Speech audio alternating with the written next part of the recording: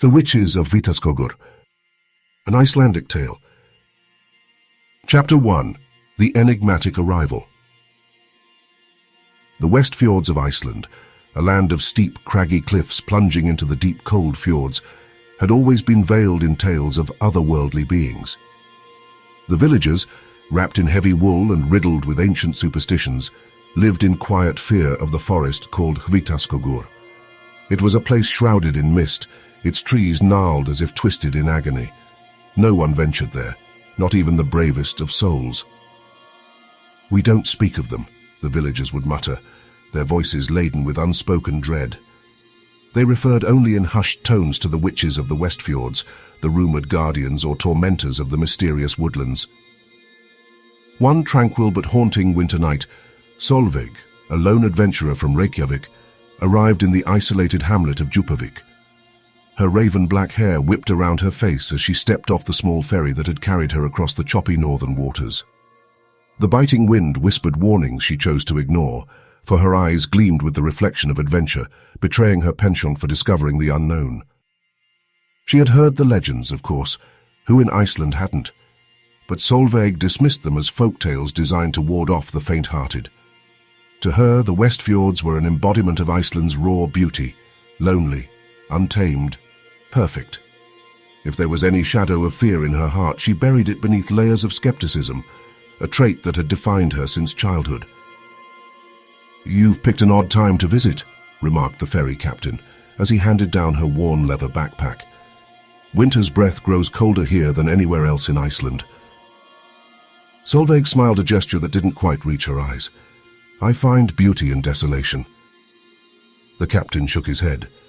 "There's desolation, and then there's abandonment by the gods themselves." She watched him retreat to his vessel, his warning hanging in the frigid air like the mist that clung to the distant forest line. The small harbour of Djupavik was nearly empty, save for a few weather-beaten fishing boats. The village itself, a collection of timber and stone structures, seemed to huddle against the mountainside as if seeking protection. At the village's only inn, a squat building with windows yellowed from decades of lamplight, the innkeeper greeted her with suspicion rather than welcome. "You won't find much friendliness here," he warned, as he handed Solveig a clay mug filled with warm mead, his weathered fingers lingering on the vessel as if reluctant to complete even this small transaction. "Especially if you go to places you shouldn't." The way his voice trailed off sent an involuntary shiver down her spine. "I'm just here to document the landscape," she lied, taking a sip of the sweet, warming liquid, "for a photography book on Iceland's hidden corners." The innkeeper's eyes, pale blue like glacier ice, studied her with an intensity that made her skin prickle. "The camera around your neck suggests as much," he conceded, "but the determination in your eyes tells a different story." He turned away, busying himself with wiping already clean glasses.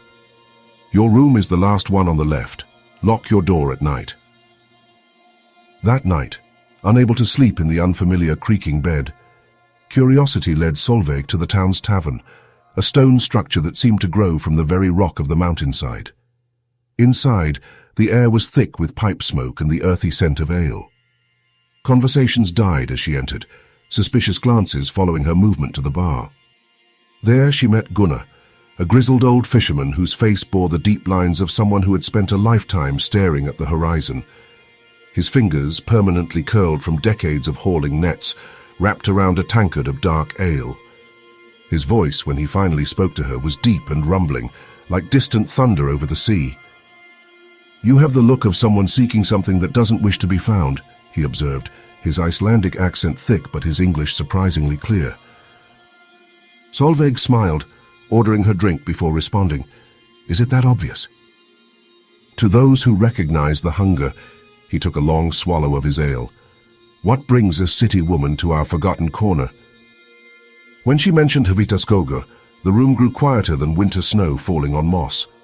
Conversation ceased mid-sentence. A glass stopped halfway to a man's lips. A woman by the fire crossed herself in the old way. Gunnar hesitated, examining her with a pity-laced grimace, before he slid a fraying map across the table. Its edges were worn soft, the yellowed parchment covered with faded ink markings that seemed to shift in the tavern's flickering light.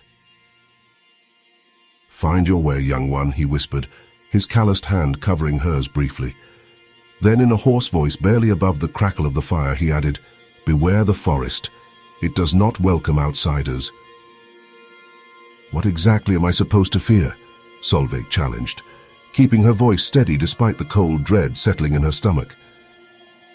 Gunnar's eyes darkened, reflecting not the tavern light but something older, something that lived in the space between memory and nightmare. "Not what," he corrected, "who?" Chapter 2. A Journey into Shadows. The first light revealed Vitaskogr on the horizon, an ominous sea of trees pulsing with energy that Solveig couldn't quite describe. From the vantage point of her inn window, the forest looked like a dark stain against the pristine white landscape, its boundaries unnaturally sharp against the surrounding snow. She prepared methodically, packing her small day pack with essentials: water, dried fish, a compass that spun erratically whenever she pointed it toward the forest, and Gunnar's map, which she studied one last time before folding it carefully into her breast pocket. As she departed, the innkeeper's wife, a small woman with eyes that had seen too much, pressed a small pouch of herbs into her hand. "Burn this if the shadows move," she whispered, refusing to elaborate further. The path to Vitaskogr was deceptively easy at first, winding through gentle hills dusted with snow. Solveig's breath formed clouds in the crisp morning air as she walked, her boots crunching rhythmically against the frozen ground. But with each step closer to the forest, the landscape grew more forbidding. Twisted rock formations emerged from the snow like the spines of great beasts. Birds ceased their morning songs. Even the wind seemed to hold its breath. She clutched Gunnar's map tightly, the skepticism that had guided her life wavering for the first time. The map was unlike any she had seen before, with symbols that shifted depending on how the light struck them. In certain angles, paths appeared that weren't visible from others. It was disorienting, yet she couldn't deny its strange accuracy, as landmarks appeared exactly where indicated. As she stepped into the woods, she felt the air shift. Not colder but thicker, heavy with unspoken intentions. The trees stood impossibly tall, their trunks wider than any she had seen in Iceland, bark black as midnight and glistening with moisture despite the freezing temperature. There was no birdsong, no wind through the branches, just eerie silence broken by whispers that seemed to drift between the trees. Just the sound of ice melting, she told herself, but the rational explanation did little to calm her racing heart. Hours passed. The forest seemed endless, veiled in archaic beauty tinged with menace. Sunlight barely penetrated the canopy, creating a perpetual twilight that made tracking time impossible. Solveig's initial determination gave way to unease as she realized the path behind her had somehow closed up, branches and undergrowth intertwining where clear ground had been moments before. The map grew more puzzling. Paths that had been marked now faded, while new routes appeared, leading deeper into the heart of Vitaskogr. Twice she thought she saw movement from the corner of her eye, a flash of pale fabric, the gleam of silver hair. But when she turned, there was nothing but shadows. Her watch had stopped at the exact moment she crossed the forest's threshold, she realized with growing alarm. The compass now spun continuously, rendering it useless. Even the sun's position, what little she could glimpse of it, seemed to contradict natural law, appearing in different parts of the sky without following its proper arc. "I should turn back," she muttered to herself, but even as the words left her lips, she knew there was no back anymore. Vitaskogr had swallowed her path like a living entity consuming evidence of intrusion. Suddenly she stumbled into a clearing overgrown with moss and bracketed by monstrous roots that rose from the ground like the ribs of some long-dead leviathan. The moss glowed with faint bioluminescence, casting an otherworldly blue light across the open space. At its center stood a cottage, nearly indistinguishable from the forest, as it was cloaked in greenery and fungus. It seemed to have grown rather than been built, its walls formed from living wood still connected to the surrounding trees. Smoke poured lazily from the crooked chimney, carrying scents that triggered memories Solveig didn't recognize as her own. A grandmother's kitchen, a lover's perfume, the metallic tang of blood on snow. The faint metallic glow of ancient Nordic runes adorned the weathered doorframe, symbols that shifted and rearranged themselves as she watched, spelling out warnings or welcomes, she couldn't tell which. Despite every instinct urging her to leave, despite the hammering of her heart and the cold sweat beading on her forehead, Solveig's hand reached out as if controlled by another will entirely and knocked 3 times on the gnarled door. The sound echoed through the clearing with unnatural resonance. Birds, which had been absent throughout her journey, suddenly took flight from distant branches, their wings beating a frantic rhythm against the silence. The door creaked open of its own volition, revealing the shadowy interior. Lavender and a hint of something earthier, a scent almost feral, filled her nostrils. Inside, 3 women sat before a large oak table carved with symbols she couldn't decipher. The table seemed to float just above the earthen floor, held aloft by nothing visible to the human eye. "They've been expecting you," a voice croaked from behind her, causing the floor to spin momentarily beneath her feet. Gunnar. No, it wasn't Gunnar. It was the first witch who spoke, though her voice carried echoes of the old fisherman's timbre. Her voice was a dark, silken rasp that forced Solveig's knees to lock in place, preventing the retreat her mind screamed for. The witches were nothing like she'd imagined. They were 3 contradictions, simultaneously young and aged, faces as captivating as they were frightening. Their skin seemed to shift between youthful smoothness and ancient wrinkles, depending on how the light struck them. Their eyes burned with knowing, and those gazes fixed on her now, their collective stillness more terrifying than violence. "Enter freely," said the second witch, her voice like honey dripping into a bottomless chasm, "or not at all." Chapter 3. An Uneasy Revelation. Solveig stepped inside, the door swinging shut behind her with a finality that made her stomach lurch. The interior of the cottage defied logic, far larger than its exterior suggested, with ceilings that stretched upward into darkness. Herbs hung from exposed beams, and shelves lined the walls crowded with bottles, boxes, and items she couldn't identify. "Why have you come here, traveler?" the second witch asked. Her silver hair shimmered as though it caught light in a room cloaked by shadow, moving slightly despite the absence of any breeze. Solveig stammered, her usual confidence evaporating like morning dew. "Curiosity and perhaps answers." They laughed, a harmonious yet discordant melody that made the bottles on the shelves vibrate in sympathy. The third witch, whose cracked lips contrasted with her ethereal beauty, spoke, her voice carrying the weight of centuries. "Answers always come with a price," she said, gesturing to an empty chair that hadn't been there a moment before. "Sit. You've walked far." Reluctantly, Solveig sat, noting with unease how the wooden chair seemed to mold itself to her form, embracing her like a lover unwilling to let go. "You carry old magic," observed the first witch, her eyes fixed on Solveig's chest where, beneath her layers of clothing, rested the family heirloom pendant she always wore, a bloodline token. Gunnar's map had been a silent compass, she realized suddenly, leading her purposefully here. The old fisherman had known, had guided her intentionally to this place, yet the realization brought no relief, only dread. "Who are you?" Solveig asked, surprised at the steadiness of her voice. "What do you want from me?" The witches exchanged glances laden with unspoken communication. Then the first, the eldest despite her ageless appearance, leaned forward, her fingers steepled before her. "We are the guardians of Vitaskogur," she said simply. "As for what we want..." She smiled, revealing teeth too sharp for comfort. "That depends entirely on what you seek." As the witches recounted their tale, the room seemed to darken further, shadows stretching and contracting with the rhythm of their words. They spoke of ancient times when the land was younger, when the boundaries between worlds were thinner. They were not born witches, they explained. They were protectors. Guardians of the Westfjord's majesty, they had wielded ancient magics to shield the land from those who would exploit it, from greed and devastation. Yet centuries ago, when the nearby villagers had grown fearful of their power, betrayal struck. A curse cast by small-minded men, ancestors of those who now lived in Djupavik, had banished them into this forest, tethering their souls and magic to Vitaskogur. Unable to leave, they had watched as generations lived and died beyond their reach. Over the years, the woods grew sentient, merging with their vengeful spirits. The forest fed on their anger, and they drew power from its ancient roots, a symbiosis that transformed both.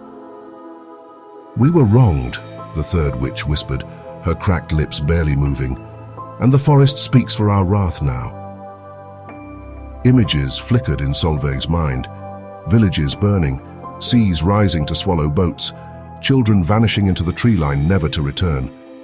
She couldn't tell if these were memories or premonitions. "Why me?" Solveig asked, panic evident in her voice. "What do you want with me?" "You," the second witch answered with a guarded smile, her fingers tracing patterns in the air that left glowing trails. "Bring something we have long awaited." The witches spoke of anchoring, a concept Solveig struggled to grasp. They needed a bridge, they explained, a mortal soul capable of breaching the bonds of Vitaskogr, of carrying their influence beyond the forest's edge. They offered her a deal, veiling their desperation beneath carefully chosen words. In exchange for her service as their anchor to the outside world, they would grant her power beyond mortal comprehension, the ability to see things others couldn't, to influence minds, to command elements. All she needed to do was consent, to bind herself willingly to them and the forest. In the recesses of her mind, Solveig sensed her family heirloom pendant warm against her chest. Engraved with runes her grandmother had claimed were protective, it hummed faintly with the energy of old magic awakening. A memory surfaced, her grandmother's wrinkled hands clasping the pendant around her neck, whispering, "This will guard you when paths grow dark." The witch's eyes narrowed simultaneously, as if sensing the pendant's awakening. Their offers grew more elaborate, more tempting, but beneath their honeyed words, Solveig detected a note of urgency, of need. They were bound by rules she didn't understand, unable to take what they could not be given freely. Chapter 4. The Bargain Struck. Night had fallen outside, or perhaps it had been night all along, time being as fluid as water in this place. The fire in the hearth burned with unnatural colors, casting shifting shadows across the witches' faces. Perhaps out of fear, out of resolve, Solveig formulated a plan. Her grandmother had taught her more than just to wear the pendant. She had passed down fragmentary knowledge of the old ways, of binding words and protective incantations. "If I agree to be your anchor," she said softly, her fingers surreptitiously tracing the runes on her pendant beneath her clothing, "let me carry some of your power with me. Allow me to rebuild trust between the outside world and this forest." The witches hesitated, their greed thinly disguised behind calculating expressions. They conferred in whispers, speaking a language that sounded like the creaking of ancient trees and the rushing of underground streams. At last they agreed, their words sung as an incantation that wrapped around Solveig like a tightening fog. The air grew thick, difficult to breathe, pressing against her skin with increasing weight. The witches rose as one, moving around the table to stand before her, forming a triangle with Solveig at its center. They began to chant, their voices weaving together into a tapestry of sound that seemed to physically manifest in the air, golden threads of magic spinning around Solveig, binding her to them, to the forest, to their ancient pact. Yet they overlooked her pendant, or perhaps underestimated its significance. As their spell reached its peak, as the magical bonds threatened to close around her permanently, Solveig gripped the rune-carved stone and whispered a counter-prayer, one her grandmother had taught her in childhood, words she had never understood until this moment. The pendant blazed with sudden light, cutting through the witch's magic like a knife through silk. The ground trembled with fury beneath them, the cottage's walls groaning as if in pain. The witches' expressions changed from triumph to shock, then to raw, unfiltered rage as they realized their mistake too late. The pendant's magic surged, not obliterating but subverting their incantation, twisting it into a new form. The great oak table cracked down its center with a sound like thunder. Bottles exploded on shelves, herbs burst into spontaneous flame. Shrieks filled the air as the witches began to dissolve into shadow, their corporeal forms unraveling like yarn pulled from a tapestry. "You may have disrupted the binding," the first witch gasped, her voice echoing as her body faded. "But you carry our curse now. Vitas-Skogur owns you." Solveig felt relief give way to dread as her legs froze, suddenly heavy as stone, rooted to the forest floor.